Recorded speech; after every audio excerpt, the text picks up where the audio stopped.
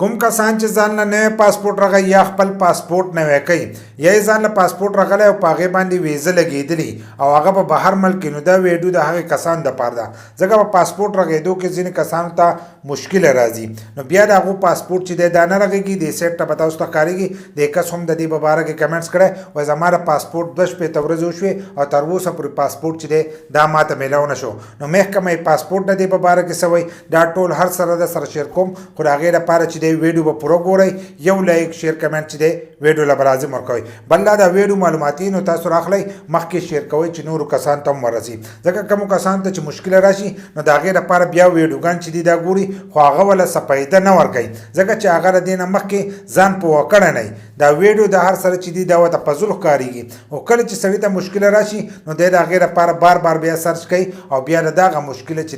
دا نه حل کېږي نو محکمه پاسپورټ دا وینا کړې ده کم د پاسپورټ کاغذ چې ختم شو او د هغې د وجې نه پاسپورټونه چې دي لیټ شو د زیاتکر کسانو 2 میاشتې 3 میاشتې 4 میاشتې پاسپورټ چې دی دا لیټ شو د کس چې کم کمنټس کړی دی د ده د پاسپورټ چې دی دا هم د هغه ورځو د هغه وجې نه چې دی د ده د پاسپورټ چې دی دا لیټ شوی دی نو هغو د دې په باره کې یو پوسټ کړی دی سیټ ته به تاسو ته ښکارېږي دی په خپل اپیشل پاڼه باندې چې دی دا پوسټ ورکړی به دې کې ښه صفا صفا لیکلي چې کم کس د پاسپورټ لپاره داخله وکړي او ارجنټ پاسپورټ راغی د ټول نه پاست لکه په لږ وخت کې پاسپورټ راغی نو په 3 ورځو کې چې دی ستاسو پاسپورټ په راوځي دغه شانتې ارجنټ دپاره تاسو وکړئ نو په 15 ورځو کې دغه پاسپورټ چې دی دا به راوځي یو نارمل داخلي نو نارمل داخلي والا چې دی هغه په یو میاشت کې راوځي وایي کم د کاغذ مسله چې وه نو هغه مسله ختمه شوې ده او اوس په تاسو ته نارمل پاسپورټ چې دی هغه په خپل وخت چې دی هغه تاسو ته میلاویږي وایي کم کسان چې د دې په باره کې ویډیوګان کوي نو دغه ټولې خبرې چې دي دا دروغ دي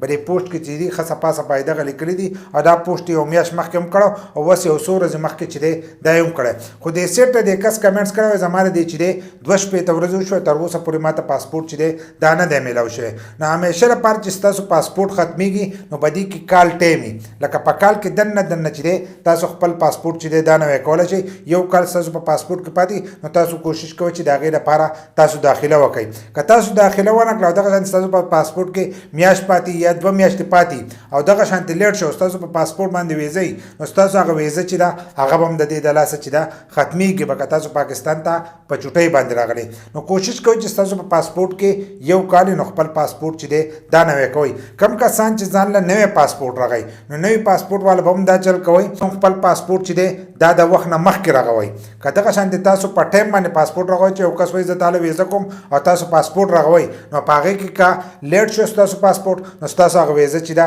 دا به تاسو ته نه میلاویږي ځینې د سعودي نه چې دی د مخکې نه ویزې راځي د ویزې هغه ټایم چې دی دا به هم ختمي نو که ستاسو ارادی نو تاسو خپل پاسپورټ چې دی دا د مخکې نه راغوئ بل لا چې په پاسپورټ کې اکثر دا مسله هم راځي تاسو په شناختي کارت کې څه مسله نو تاسو ته وایي اول شناختي کارت راکړئ د هغې نه وروسته به ستاسو پاسپورټ راغېږي نو که دغه مسله راشي نو بیا به هلته کې په شناختي کارت هم ټایم تېرېږي او دغه شانتې په پاسپورټ چې دی په دې باندې به هم ټایم تېرېږي نو د دې سره ستاسو ویزه هم ختمېدی شي که کوم کسان ځان د ویزې لپاره اپلای کوي نو ستاسو هغه وخت چې دی د دې سره هم ضایع کېدی شي خو د کم کس چې دا کمنټس کړی دی د ویلي چې زما د پاسپورټ چې دی 2 شپېته ورځې وشوې د دې سره زه څه چل وکړم نو تاسو هلته دفتر ته لاړ شئ او هلته د دې تپوس وکړئ ځکه چې هغو دا پوسټ ورکړی په خپل اپیشل پاڼه باندې چې دی دا پوسټ ورکړی په دې کې ښه صفا صفا لیکلي دي چې نارمل پاسپورټ چې دی هغه به په یوه میاشت کې چې دی دا به تاسو ته میلاویږي که ارجنټ تاسو وایئ نو ارجنټ چې دی هغه به تاسو ته په 15 ورځو کې میلاویږي او که د هغې نه زیات په لږو ورځو کې جوړوئ نو په 3 ورځو کې چې دی